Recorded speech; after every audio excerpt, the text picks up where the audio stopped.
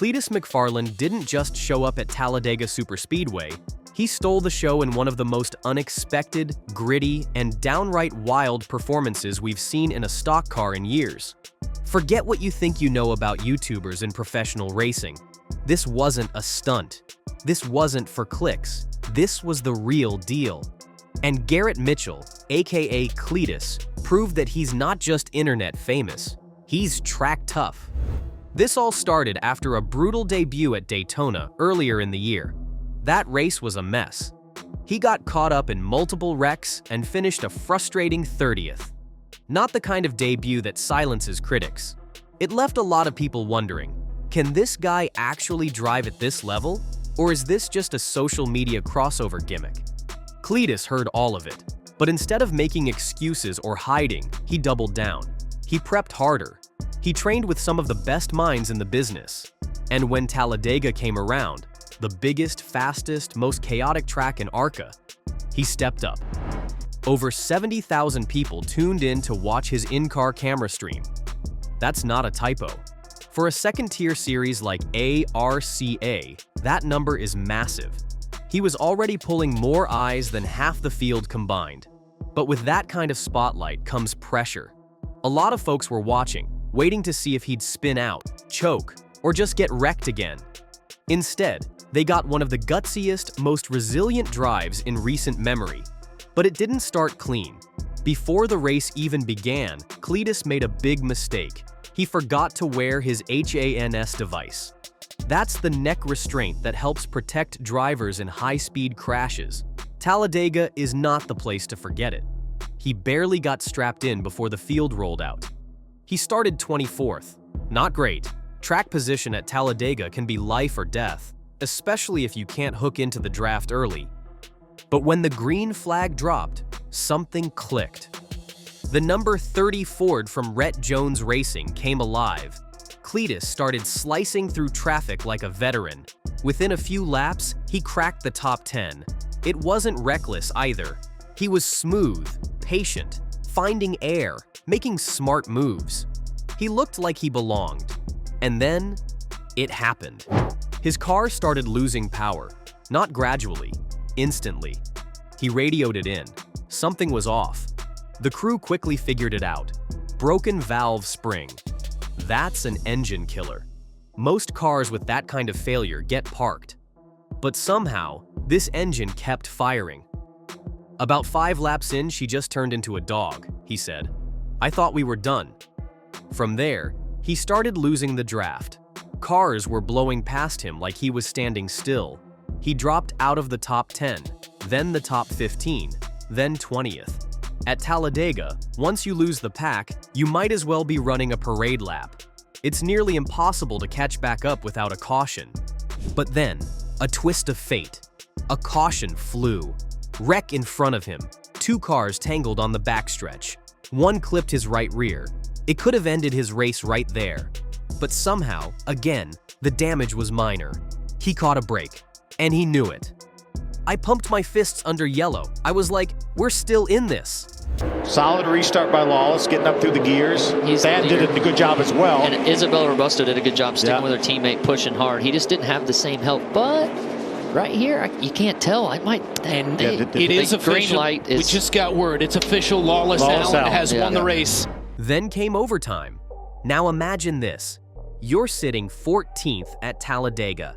Your engine's wounded. You've only got 7 working cylinders. And now you're about to restart against a field of hungry, aggressive drivers, all fighting for the win. The green drops and chaos erupts. A slow car up front triggers a chain reaction crash. Cars scatter, smoke, debris, screaming engines. But Cletus, he somehow weaves through it all. I tucked a wing and said, "Hell no, brother, you ain't taking me out." He crosses the line in 10th place. Top 10, with a busted engine, in just his second ever ARCA start. Let that sink in. After the race, the crowd around his garage was buzzing. He didn't win, but it felt like a victory.